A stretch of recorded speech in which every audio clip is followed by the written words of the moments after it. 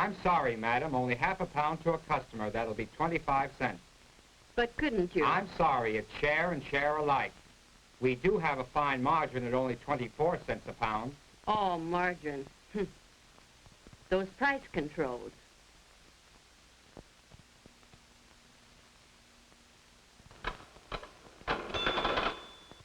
Is that all you've got? Hamburger?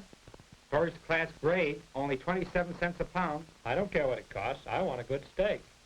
It's this OPA. Take off price controls and we'll have plenty. I don't see how it'll make the cows breed any faster.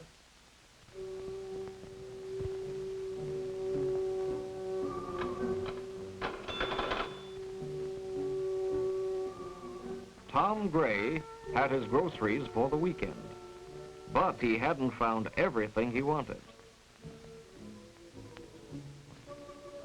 Tom was a puzzled man. The war had caused shortages, he knew that. But after all these months of peace, things ought to be better. Maybe it was these price controls. Newspapers blamed the OPA. Not only one paper, or two, but practically all of them. The radio blamed OPA. Senator O'Daniel, Democrat, said today, and I quote, "If a man owns a pound of butter, he should get all he can for it." The people were confused. You're wrong. Oh, you're wrong. Look, it's simple. The more you produce, the more you buy. Production goes up, prices come down. Yeah, but suppose the manufacturer doesn't let the prices come down. He's got to. He's got to, my foot. All right, you wait and see. You wait and see.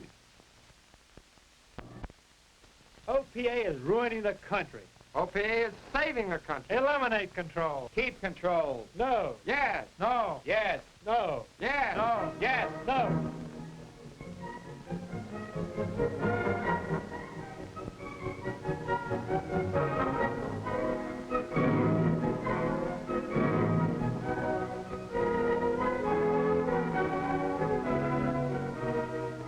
Poor Tom, trying to escape from it all.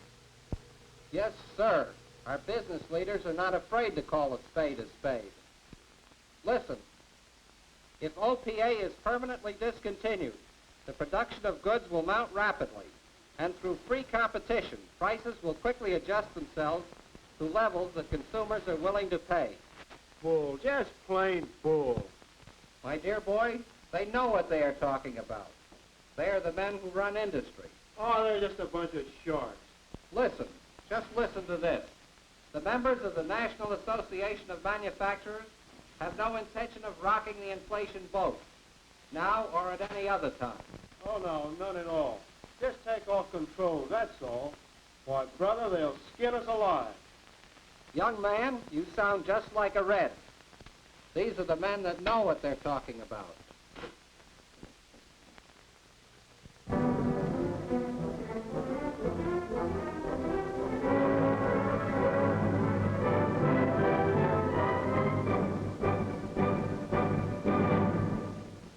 Hey, you're next, sir.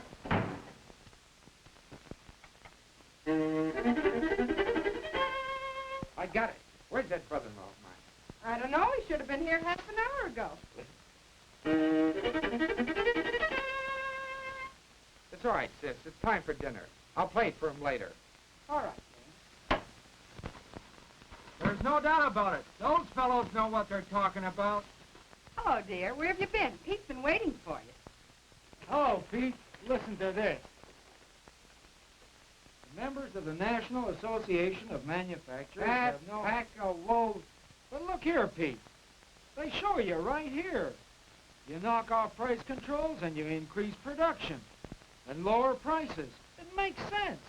It's bunk, Tom. Hello, sweetie. But listen, Pete, these are the men that can make promises. Yeah, and break them. Okay, sweetie, let's go home.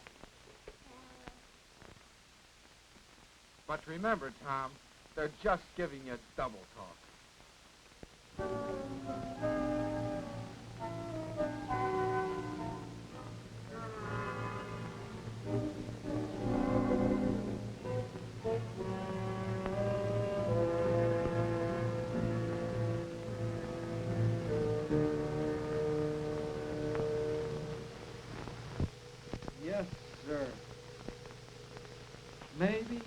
could even get that car.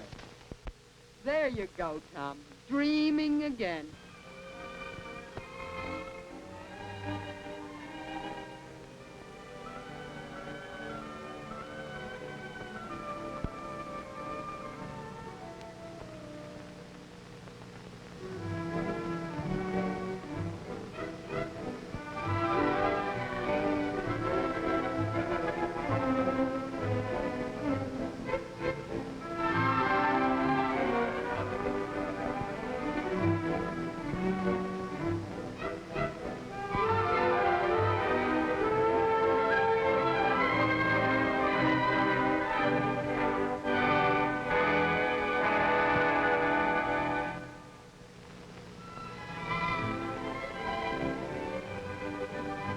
With promises and lies, big business won a Republican Congress. The Truman administration promptly fell into line.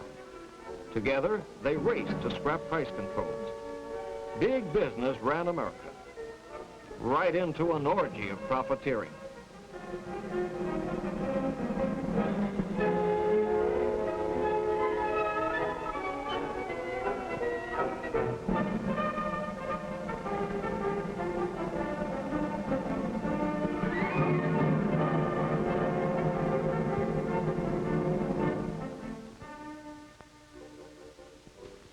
In 6 months, prices jumped a third.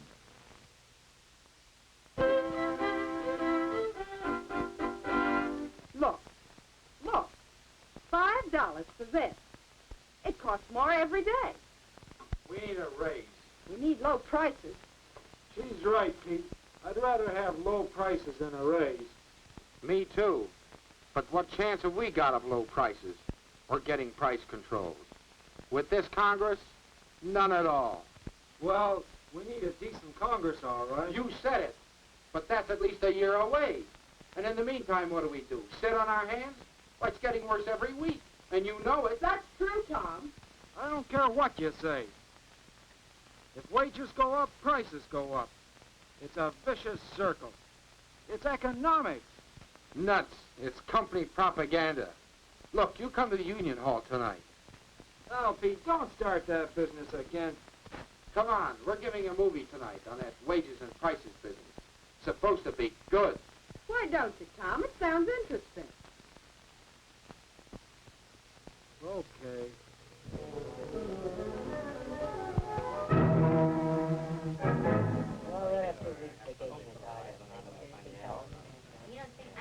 Looks new.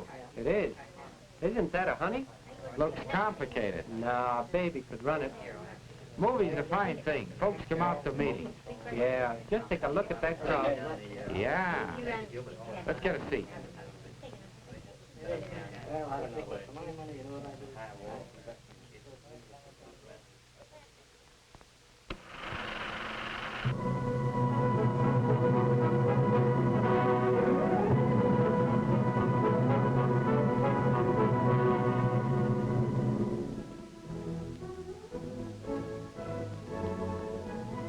Today, people are being squeezed out of food, clothing, necessities because of rising prices. Just think back to 1939 and prices at that time. A broadcloth shirt, 88 cents. A pair of shoes, $1.95. And as for food, butter, 31 cents a pound. Chuck roast, 15 cents. Then prices started upward as big business took advantage of the war. Uncle Sam established the OPA and cracked down. In 1946, controls were removed. Prices shot up. In 18 months, they went up as much as in the whole previous 7 years. These prices mean big trouble to families, as shown by experts from the University of California, the Heller Committee, who prepared a minimum budget for a family of 4. Its standards are not very high. For example, father gets 1 overcoat every 6 years, 3 work shirts a year. For mother, 2 house dresses a year, food for a week, 9 loaves of bread, less than 2 dozen eggs, a pound and a half of butter and oleo, milk, a little over 2 quarts a day. This modest budget cost about $75 a week in January 1948. The administration considered even this budget too optimistic, so the Bureau of Labor Statistics estimated a more realistic one, a little less of everything. For vacation and savings, practically nothing. This super modest budget averaged $65 in January 1948, while at the same time, manufacturing wages were around $51 a week. It's a simple, sober fact that most people cannot live on their pay because of high prices and inflation. What's the reason for inflation? Not high prices, according to the National Association of Manufacturers, who say inexpensive ads. Inflation comes when the flow of money into the market is greater than the flow of goods. The NAM says that production and incomes, or goods and money, are the controlling factors in prices. If there are more goods than dollars, prices go down.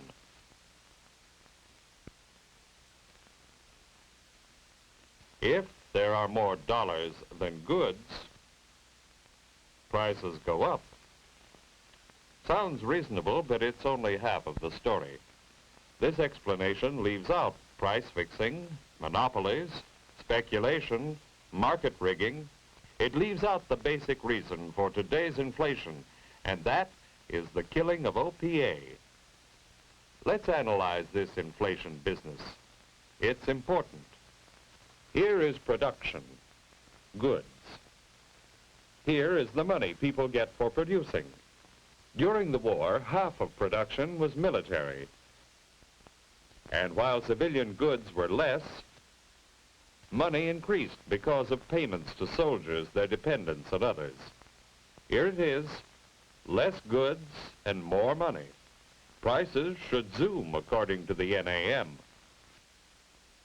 But they didn't, because Uncle Sam established controls. People shared the goods at reasonable cost. The money which wasn't spent went into savings. This is the picture during the war. The war ended. Army goods went back to civilians. There was less money because overtime was cut. Therefore, money and goods were more in balance. There was less reason for inflation.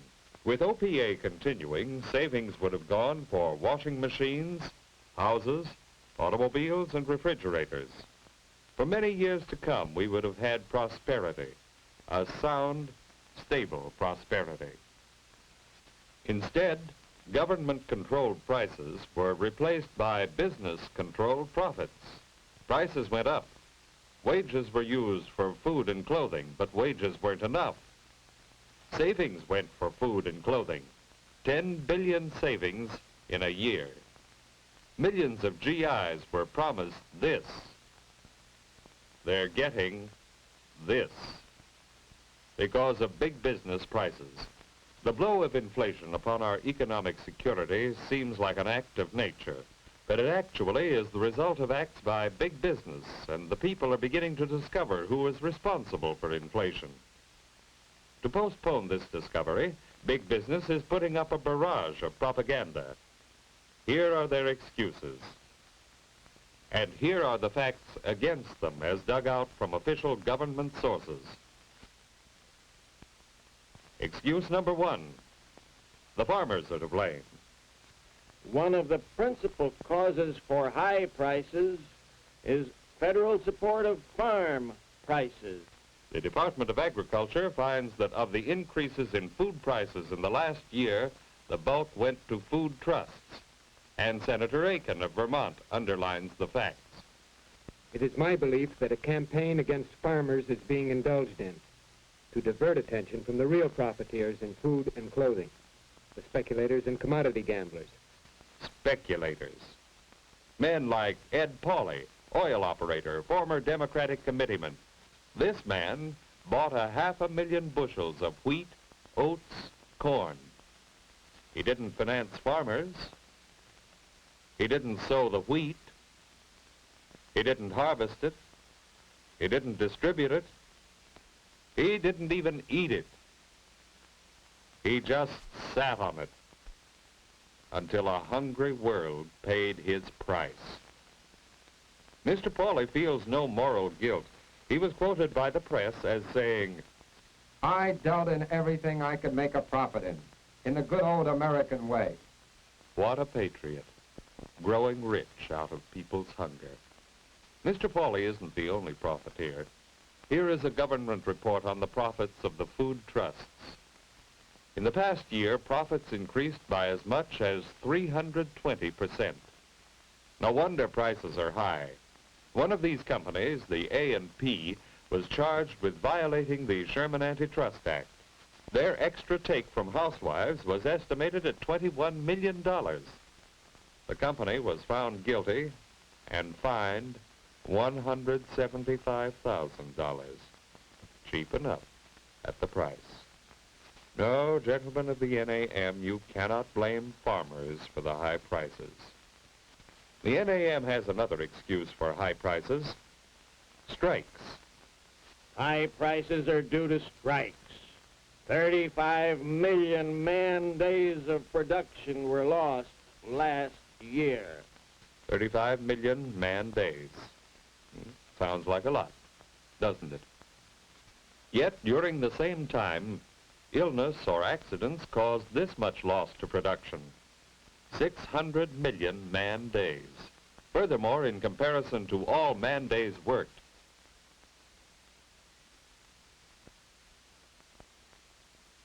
strike losses are practically nothing. To be exact, 1/3 of 1% of the total 9 billion. No, gentlemen of the NAM, you cannot blame high prices on strikes. But the biggest target of the NAM propaganda is wages. Labor costs come to 85% of expenses upon which prices are based. So, naturally, if labor costs go up, prices go up. Simple arithmetic. Well, let's take a look at the miner for a concrete example. Miners average $65 a week for working underground, daily risking their lives, as in the Centralia disaster. 111 dead. For this kind of work, the miners got an increase of $1.20 a day. Now, let's see what happened to this increase under big business manipulation. The cost of the increase for coal produced was 40 cents per ton. For these 3 tons, the coal companies increased their prices by $4.50. 3 tons of coal make 2 tons of steel. The steel companies increased their prices on 2 tons by as much as $20.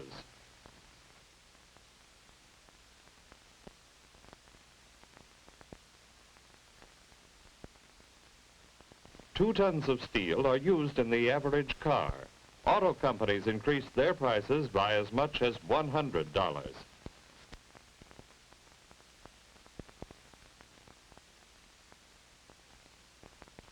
Big business doesn't know how to add. It only learned the multiplication table. No wonder prices go up. Wage increases have no relation to price increases. This is true throughout industry. Here are wage increases in typical industries. Practically all are less than 5% of the price increases.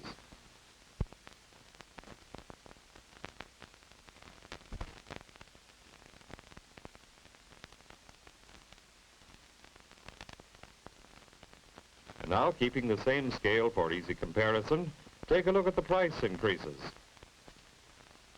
The facts are obvious. There is no relation between wages and prices, as economic experts have known for a long time.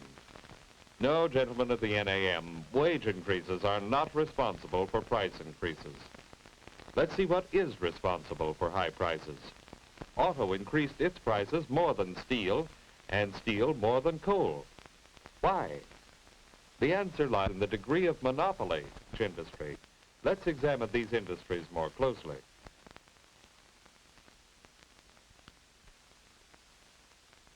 Take the three largest producers in each.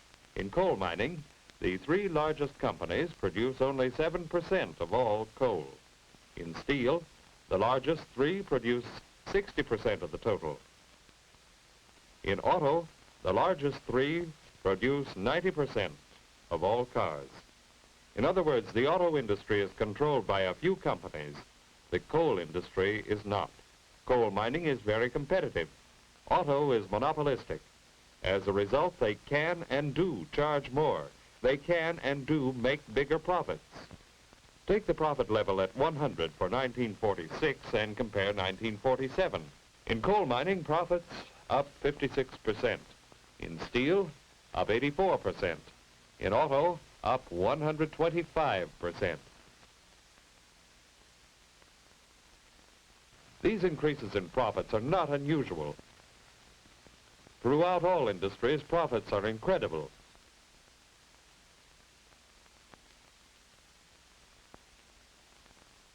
Here is the golden year of American business, 1929.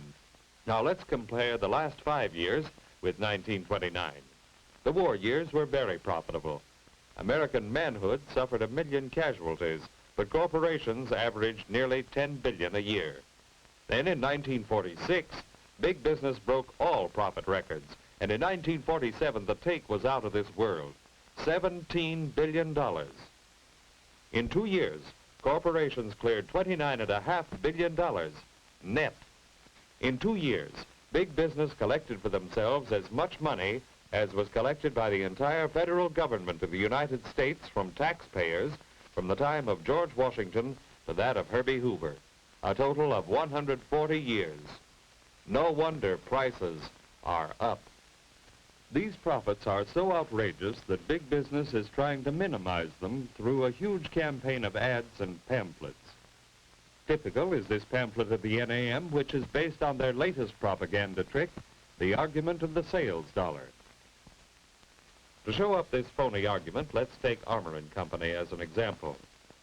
According to the company figures, they make only a couple of pennies on each dollar of sales. Aside from these 2.5 cents, all of the dollar is going to pay for labor and plant and materials and supplies of all kinds connected with the job of giving you meat. Therefore, says Armour, they only make 2.6% profit, which is very low. Sounds reasonable, doesn't it? But it's phony. Most of this dollar is spent before Armour begins working, which is right here. This part of the dollar is paying for activities that have nothing to do with Armour or meat processing. This part is paying for Armour's operations, and when we look at it closely, we find that for its work in processing meat, Armour gets 2.5 cents all right, but these few little pennies represent a profit to Armour of 17% on the value of their work. And 17% for each Armour dollar is a very high rate of profit. But Armour isn't the only profiteer in this picture. Let's examine what goes on before processing. Here are the cattle that provide the meat for your table. Producing these cattle involves nearly the whole economy of the United States. Just to give an idea, it takes grain to feed the cattle. It takes tractors to plow the fields that raise the grain, and refineries to make gas for the tractors, and steel and cement to build refineries, and the railways to carry the steel and cement and the gas and the tractors and the grain and the cattle, and the banks to finance everything. All during these activities, profits are being made, big profits, as big as Armour's, and that is why the price of meat is so high. The sales dollar argument hides all these profits. Profit must be figured on the basis of investment. That's what profit means to a banker, to an economist, to a businessman. GE is a good example which shows why. Let's take 1933 and 1947, a depression year and a boom year. In 1947, they made nearly 6 times as much. Here are their profits, no question about it. GE is making much more money now than in 1933. Now, here are their sales in 1933, and here are the sales in 1947.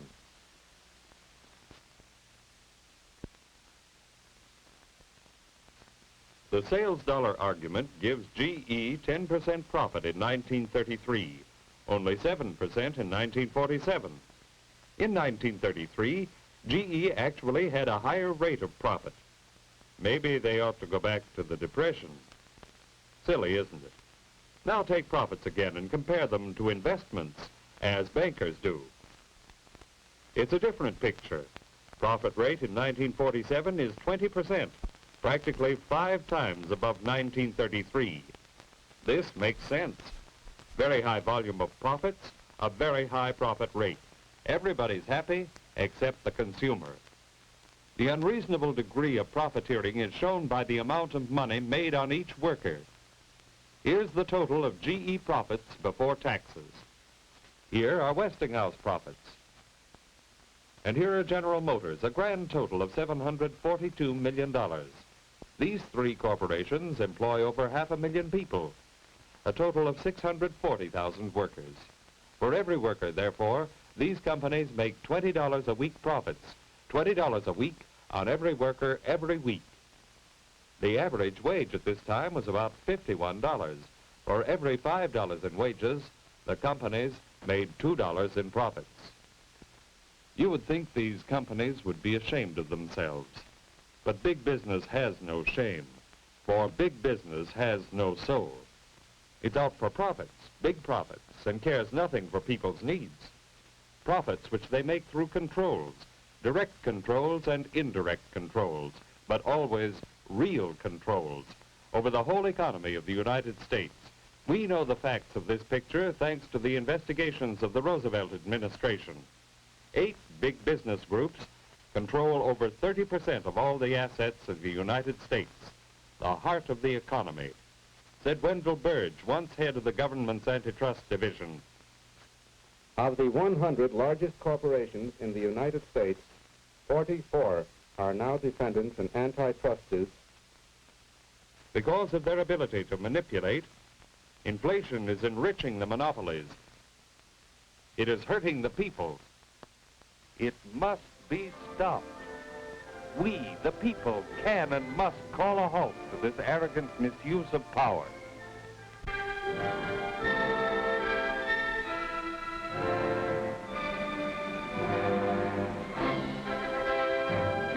Democracy demands the defeat of monopolies and the monopoly power.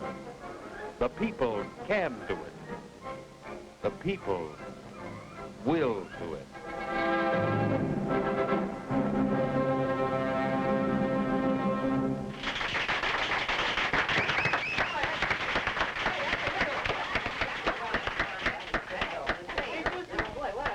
Easy to say, but hard to do. Reaction towers over our daily lives, seemingly all-powerful. Yet there is a mightier power, a power far greater than wealth, the power of people.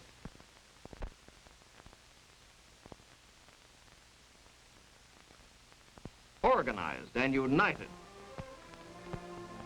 Widespread organization built up through years of hard work.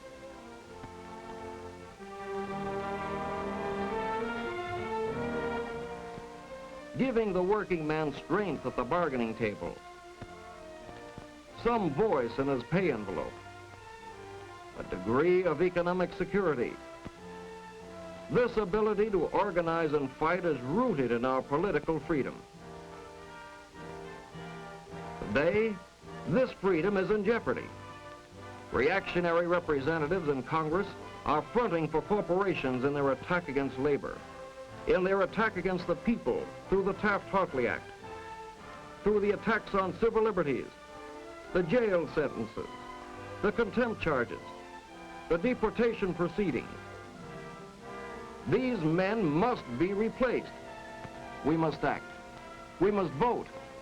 We must preserve our great democratic traditions by electing men whose first concern is the welfare of the people.